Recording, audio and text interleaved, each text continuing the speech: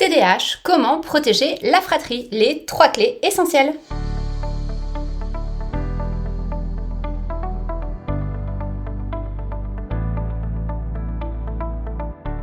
Bonjour, je suis Virginie Terrier, je suis nutritionniste et micronutritionniste et je suis la fondatrice de NutriGenius. NutriGenius, c'est la plateforme qui a pour objectif d'accompagner les parents qui ont un enfant qui vient d'être diagnostiqué TDAH et qui est là pour les accompagner à la suite du diagnostic dans toutes les étapes qui sont les essentielles. Et dans cette vidéo, on va parler d'un élément clé, absolument clé du TDAH chez l'enfant, c'est la fratrie et surtout comment protéger la fratrie quand un enfant de la famille a un TDAH. Si vous avez plusieurs enfants, je pense que vous connaissez ce problème, c'est-à-dire que vous avez votre enfant qui a son TDAH et puis vous avez vos autres enfants ou votre autre enfant.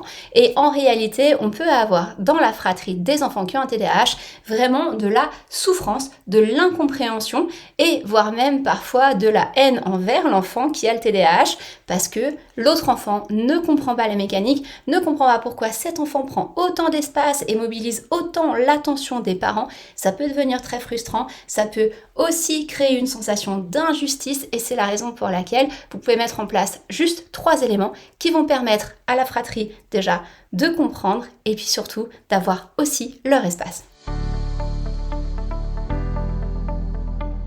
Parce qu'évidemment, un enfant qui a un TDAH, c'est pas juste un enfant qui manifeste de l'agitation. C'est aussi un enfant qui peut avoir beaucoup de dérégulation émotionnelle. Cette dérégulation émotionnelle, elle va impacter bien évidemment l'enfant lui-même, mais aussi les parents et aussi toutes les personnes qui vivent dans l'environnement. Et lorsqu'on a des enfants, d'autres enfants qui vivent dans l'environnement, ces autres enfants ne sont pas encore à leur grande maturité émotionnelle, ce qui veut dire que l'impact chez eux du déséquilibre émotionnel de l'enfant qui a un TDAH peut être vraiment important. Et parfois, ils peuvent effectivement se sentir eux aussi en dérégulation, eux aussi en colère sans parfois pouvoir l'exprimer, ou parfois même se sentir complètement invisibles et réprimer complètement leurs émotions en laissant la place en fait à l'enfant qui a le TDAH et en apprenant seulement eux-mêmes à se réprimer. Donc protéger la fratrie, c'est pas vraiment en faire plus, c'est juste remettre de l'équilibre au bon endroit et amener aussi de l'harmonie au niveau du contexte familial. Alors parlons maintenant des 3 tips, des 3 essentiels qui peuvent vous permettre de protéger correctement les frères et sœurs de votre enfant TDAH.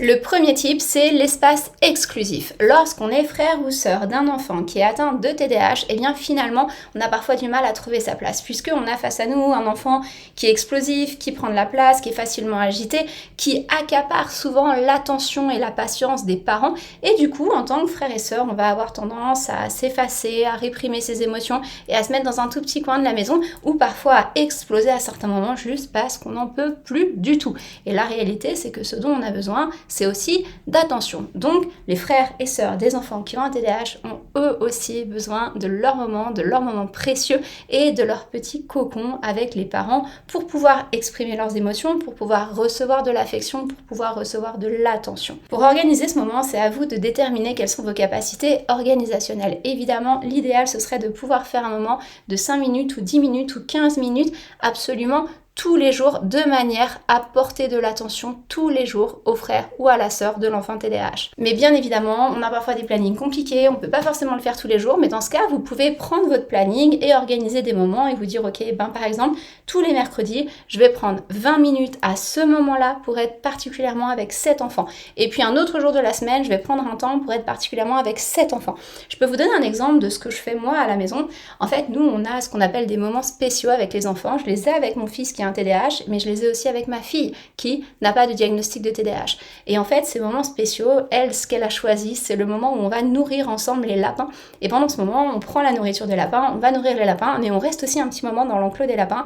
Et on va débriefer la journée, on va se raconter ce qui s'est passé.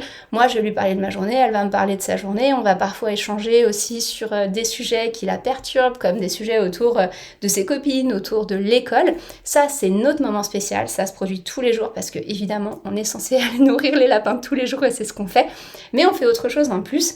Une fois par mois, je vais la récupérer à l'école un midi et je vais manger seule avec elle. J'ai clairement conscience que son frère occupe un espace conséquent dans la famille, occupe un espace conséquent de notre attention, de notre affection et j'ai pas envie de la laisser de côté. C'est la raison pour laquelle je lui ai demandé qu'est-ce qui serait important pour toi. Et ce qui est ressorti, c'est moi ce que j'aimerais, c'est vraiment passer un moment où tu viens me chercher et où on va manger ensemble.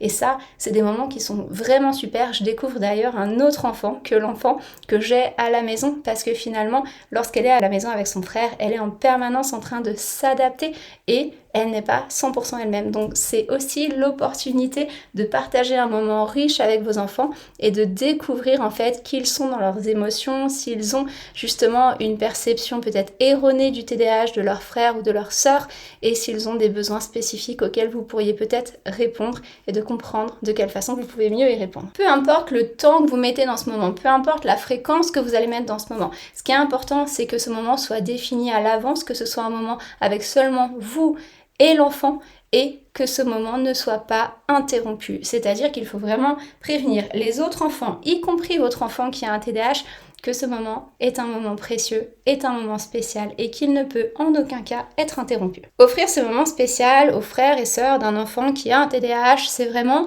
lui dire c'est ton moment à toi, c'est le moment où je te donne mon attention parce que tu comptes vraiment. Et ça, c'est une chose qu'on oublie souvent et qui est tellement, tellement importante. Le deuxième essentiel, c'est de donner du sens, puisque finalement, lorsqu'un enfant a un TDAH, on a tendance à ne pas forcément le verbaliser, pas forcément l'expliquer aux autres enfants, et les autres enfants subissent la dynamique tout autant que les parents. Et donc, ces enfants ne comprennent pas, et parfois, ils vont commencer à ressentir une charge, une colère contre leurs frères et sœurs, ils vont être dans l'incompréhension, voire même ils vont mal interpréter les choses, ils vont pouvoir se dire, par exemple, en fait, il le fait exprès, il fait tout pour avoir de l'attention, il fait tout pour poser des problèmes, et la réalité, c'est que ce n'est pas ce qui se passe dans la tête de l'enfant qui a un TDAH. Donc si on l'explique à ses frères et sœurs, eh bien là, on va amener de la lumière sur des choses qui sont complètement incomprises et ça va permettre d'éviter des jugements qui sont erronés. Ça peut amener du calme et de l'harmonie dans la famille parce que même pour l'enfant qui a un TDAH, c'est beaucoup plus facile de voir que les autres comprennent. Et puis, pour les frères et sœurs, ça va aussi amener un niveau différent d'interaction puisqu'une fois qu'ils ont compris sur quoi repose le trouble, eux aussi peuvent s'adapter un petit peu plus et créer une relation beaucoup plus harmonieuse dans leur fratrie. Mettre du sens, ça veut juste dire expliquer exactement c'est quoi le TDAH, expliquer que c'est un trouble neurodéveloppemental, que c'est une façon différente de penser et d'agir et que cette façon différente de penser et d'agir va amener des comportements qui ne sont pas forcément des comportements conventionnels et qui peuvent parfois paraître dérangeants. Ça va éviter aux frères et sœurs en fait de penser que l'enfant le fait exprès, qu'il est méchant ou pire que vous préférez leur frère ou leur sœur à eux. Donc on peut simplement leur expliquer que souvent chez les enfants qui ont un TDAH, les émotions, les pensées vont plus vite, les actions aussi vont parfois plus vite sans réfléchir avant, que le système de régulation émotionnelle est beaucoup plus immature, c'est-à-dire que pour le même âge, un enfant qui a un TDAH va avoir beaucoup plus de difficultés de gestion de ses émotions. On peut leur expliquer aussi que ce n'est pas un choix, que c'est aussi une problématique souvent que l'enfant subit et qu'il subit dans différents environnements et que l'espace de la maison est censé être un espace plutôt cocon, un espace plutôt sécure dans lequel on essaie tous de créer de l'harmonie. Il y a une métaphore que j'utilise souvent pour décrire mon fils à ma fille et pour lui rappeler en fait dans quel contexte on est. Je lui dis souvent, n'oublie pas que ton frère il a un cerveau de voiture de course mais sans les freins. C'est-à-dire que en fait, il va réfléchir trop vite, il va passer à l'action trop vite et au moment où il se rend compte que l'action était inadaptée, c'est déjà trop tard, il a déjà agi. Et ça, c'est typique des fonctionnements TDAH et c'est ce qui peut mettre aussi de la tension dans la fratrie. Et ce qui est intéressant, c'est que depuis que sa sœur a compris ça, elle va avoir tendance en fait à changer elle-même son comportement dans la relation. Elle va avoir tendance à le protéger, elle va avoir tendance à regarder ce qu'il fait, elle va avoir tendance aussi justement à essayer de comprendre comment il trame son schéma de pensée et lui dire mais là en fait, qu'est-ce que tu prévois de faire par rapport à ça? Et c'est très intéressant de voir que le niveau d'interaction change simplement parce qu'un enfant a compris la problématique. Le résultat, c'est souvent moins de colère, beaucoup plus de compréhension et aussi beaucoup moins de rivalité entre les enfants. Le troisième tips, le troisième essentiel, c'est de responsabiliser sans pour autant faire porter le poids au frère ou à la sœur. Et ça, c'est un sujet qui est quand même très sensible, puisque ce qu'on aimerait, c'est aussi que le frère ou la sœur contribue à la dynamique harmonieuse familiale qu'on veut mettre en place, nous, en tant que parents. Et pour ce faire, il y a des éléments qui peuvent être vraiment très intéressants, c'est-à-dire de sensibiliser la fratrie à comprendre les déclencheurs, à ne pas provoquer, à éviter par exemple les jeux trop compétitifs qui vont faire monter la pression et qui vont déséquilibrer les émotions, et aussi leur apprendre à ajuster leur communication pour maintenir avec leurs frères et sœurs des relations harmonieuses. Mais attention, il y a une nuance importante, ça ne veut pas dire que eux-mêmes doivent gérer leurs frères et sœurs. Ça veut simplement dire qu'on veut améliorer les modes de communication, les modes de relation, et que pour ça, il y a des éléments à comprendre, tels que la lecture des déclencheurs, tels que le fait de ne pas provoquer, tels que le fait de ne pas entrer en compétition avec l'enfant, et d'essayer de communiquer de façon plutôt douce, avec une voix plutôt douce, d'éviter de crier et de tendre à maintenir l'harmonie dans la famille de cette manière. Donc on peut clairement dire à l'enfant, je te donne les éléments auxquels tu peux être attentif pour justement nous aider à créer ce bel univers familial. Par contre, tu n'es pas responsable de ton frère et ta sœur. Et ça, c'est vraiment une nuance qui est très importante.